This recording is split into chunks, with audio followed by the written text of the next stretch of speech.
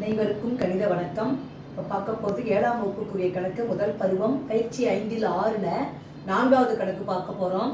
இரு கோணங்கள் 11:25 என்ற விதத்தில் உள்ளன.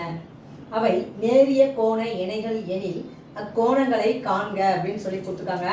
கொடுக்கப்பட்ட கோணங்கள் என்ன விகிதத்தில் இருக்கு? 11:25. நேரிய கோண இணைகள் அப்படின்னா கூடுதல் எவ்வளோ வரும்? 180 டிகிரி. இப்போ 11 விகிதம் 25 ஈக்குவல் டு 11 25 கூட்டினால் 11 + 25 கூட்டினால் 36 கிடைக்குது மொத்தம். அப்போ 11 விகிதத்துக்கு என்ன அப்படின்னு பார்க்குறப்ப எப்படி போடுவோம்? 11/36 × 180 டிகிரி. இதை சுருக்கணும்னா 2 18 36 ஓர் 18 18 0.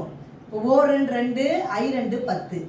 11 5 பெருக்கினால் 55 டிகிரி.